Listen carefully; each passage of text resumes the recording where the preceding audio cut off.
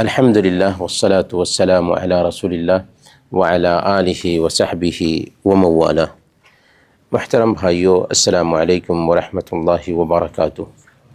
لباس انسان کا ستر چھپاتا ہے اور زینت کا سبب بھی بنتا ہے، اسی لیے اسلام نے لباس پر اپنے ماننے والوں کو نہ صرف ابھارا ہے بلکہ اسے ضروری اور واجبی شے قرار دیا ہے۔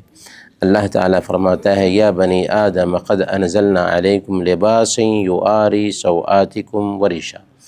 اے آدم کی اولاد، ہم نے تمہارے اوپر لباس اتارا ہے جو تمہارے ستر کو چھپاتا ہے اور تمہارے لیے زینت کا سبب ہے۔ گویا کہ لباس کا دو مقصد ہے، اس سے انسانی ستر چھپ جاتا ہے جسے ننگا کرنا انسانی فطرت کے خلاف ہے۔ اسی طریقے سے لباس کی وجہ سے ایک انسان کی زینت ظاہر ہوتی ہے، ایک انسان کی خوبصورتی ظاہر ہوتی ہے۔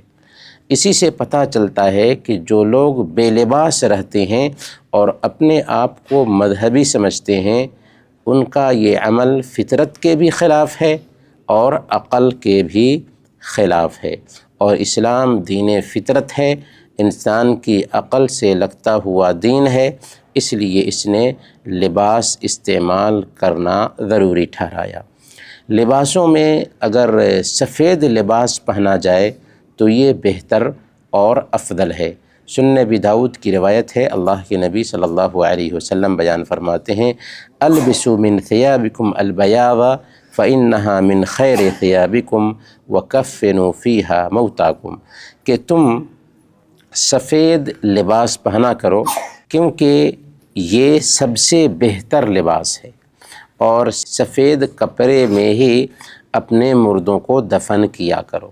تو اس سے پتہ یہ چلا کہ سفید لباس پہننا بہتر ہے، افضل ہے، اولیٰ ہے۔ اسی طرح مردوں کو بھی سفید کپڑے میں دفن کرنا بہتر ہے، افضل ہے، اولیٰ ہے۔ اگر سفید کے علاوہ کوئی دوسرا کلر بھی پہننا چاہیں تو جائز ہے۔ اسی طریقے سے مردوں کو بھی اگر سفید کے علاوہ کسی اور کپڑے میں دفن کیا یعنی کفن دیا تب بھی جائز ہے، لیکن اللہ کے نبی صلی اللہ علیہ وسلم نے ابھارا، ترغیب دلائی کہ سفید لباس پہنو اور اپنے مردوں کو بھی سفید کپڑے میں دفن کرو۔ کیوں؟ اس لیے کہ اس میں وقار ہے، اس میں رعنائی ہے، اور خاص طور پر مردوں کے لیے اس میں مردانہ جلال پایا جاتا ہے۔ لیکن عورتوں کا جہاں تک معاملہ ہے تو عورتیں کوئی بھی کلر اختیار کر سکتی ہیں۔ رنگین کلر کیا مردوں کے لیے استعمال کرنا صحیح نہیں ہے؟ تو ایسی بات نہیں ہے، رنگین کلر کا بھی استعمال کیا جا سکتا ہے۔ چنانچہ حضرت رفاعہ التیمی رضی اللہ تعالیٰ عنہ کہتے ہیں کہ رأیت رسول اللہ صلی اللہ علیہ وسلم وعلیہ ثوبان اخضران، میں نے اللہ کے نبی صلی اللہ علیہ وسلم کو دیکھا، آپ دو سبز لباس پہنے ہوئے تھے۔ تو اس سے پتہ یہ چلا کہ اللہ کے نبی صلی اللہ علیہ وسلم نے کبھی کبھار رنگین لباس بھی زیب تن کیا ہے۔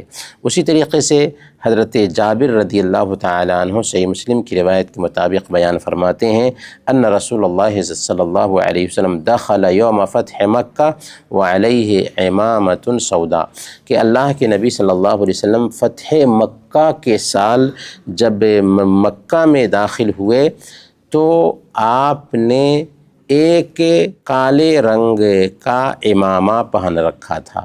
تو اس سے پتہ یہ چلا کہ رنگین کپڑا زیب تن کیا جا سکتا ہے، لیکن افضل اور بہتر یہ ہے کہ سفید لباس استعمال کیا جائے۔ لباس کے حوالے سے ایک اہم جو تعلیم ہے اسلام کی، وہ یہ ہے کہ کپڑے کو سہلا کر کے نہیں پہننا چاہیے۔ ٹخنے سے نیچے ہمارا لباس یعنی مردوں کا نہیں ہونا چاہیے۔ صحیح بخاری کی روایت ہے، اللہ کے نبی صلی اللہ علیہ وسلم بیان فرماتے ہیں ما اسفل من الکعبین من الازار ففی النار، کہ جو کپڑا بھی ٹخنے سے نیچے ہوگا وہ جہنم میں جلے گا۔ گویا کہ ٹخنے سے نیچے جو لباس ہوگا وہ حصہ جہنم میں جلنے والا ہے۔ تو اس سے نہایت ہی سخت وعید سمجھ میں آتی ہے ایسے لوگوں کے لیے جو اپنے کپڑوں کی پرواہ نہیں کرتے اور ٹخنوں سے نیچے اپنا لباس رکھتے ہیں، بلکہ صحیح مسلم کی روایت کے مطابق سخت وعید بیان کی گئی۔ اللہ کے نبی صلی اللہ علیہ وسلم نے ایک دن بیان فرمایا، حضرت ابوذر رضی اللہ تعالی عنہ اس حدیث کے راوی ہیں، کہ ثلاثۃ لا یکلمہم اللہ یوم القیامۃ ولا ينظر الیہم ولا یزکیہم ولہم عذاب علیم۔ تین طرح کے لوگ ایسے ہیں کہ جن سے اللہ تعالیٰ کل قیامت کے دن بات نہیں کرے گا، ان کی طرف دیکھے گا نہیں، اور ان کو پاک صاف نہیں کرے گا، اور ان کے لیے دردناک عذاب ہے۔ حضرت ابوذر رضی اللہ تعالی عنہ نے کہا کہ اے اللہ کے نبی صلی اللہ علیہ وسلم، ان کے اوصاف بتائیے، وہ نقصان میں رہیں، گھاٹے میں رہیں، ٹوٹے میں رہیں، وہ کون لوگ ہیں کہ جن کی طرف اللہ تعالیٰ دیکھے گا نہیں، ان سے بات نہیں کرے گا، ان کو پاک صاف نہیں کرے گا، اور ان کے لیے دردناک عذاب ہے؟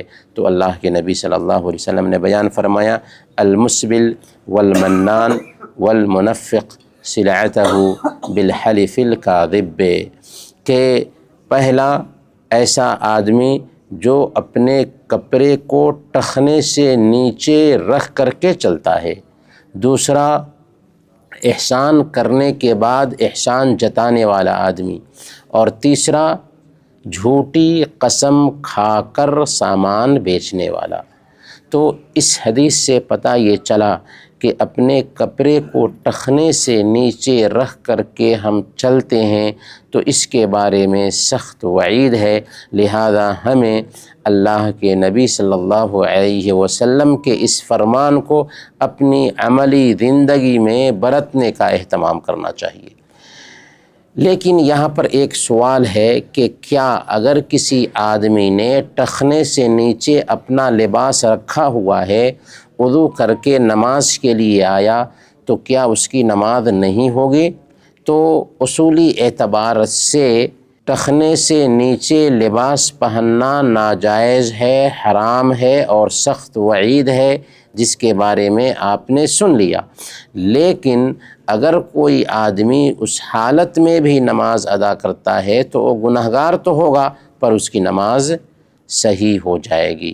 ایک جو روایت آتی ہے کہ اللہ کے نبی صلی اللہ علیہ وسلم نے ایک شخص کو دیکھا جو ٹخنے سے نیچے اپنا کپڑا کیے ہوا تھا اور نماز پڑھ رہا تھا، تو آپ نے اس کو لوٹایا اور کہا کہ جاؤ وضو کر کے آؤ، وَإِنَّ اللَّهَ لَا يَقْبَلُ صَلَاةَ رَجُلٍ مُسْبِلٍ، کہ اللہ تعالیٰ کسی ایسے انسان کی نماز قبول نہیں کرتا جو اپنے کپڑے کو سہلا کر کے رکھے ہوا ہو، ٹخنے سے نیچے رکھے ہوا ہو۔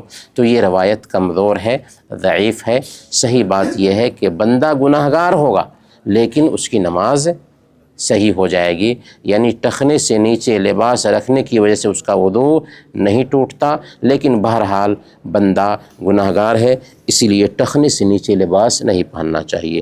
لباسوں میں ایک اہم چیز یہ جاننے کی ہے کہ ریشم کا لباس مردوں کے لیے حرام ہے، اسی طریقے سے سونا بھی مردوں کے لیے حرام ہے۔ سنن ترمذی کی روایت ہے، اللہ کے نبی صلی اللہ علیہ وسلم نے ایک دن اپنے دائیں ہاتھ میں ریشم لیا اور بائیں ہاتھ میں سونا لیا اور کہا ان ہذین حرام علی ذکور امتی حل لاناسہم، کہ یہ دو چیزیں یعنی سونا اور ریشم، یہ دو چیزیں میری امت کے مردوں پر حرام ہے اور عورتوں پر حلال ہے۔ تو اس سے پتہ یہ چلا کہ مردوں کے لیے ریشم حرام ہے اور اسی طریقے سے سونا بھی حرام ہے۔ تو یہ کچھ آداب ہیں لباس کے جن کا ہمیں خیال رکھنا چاہیے۔ اللہ تعالیٰ سے دعا ہے کہ اللہ تعالی ہم سب کو شریعت کے مطابق زندگی گزارنے کی توفیق عطا فرمائے۔ آمین۔ وصلی اللہم علی نبینا محمد وعلی آلہ وصحبہ اجمعین۔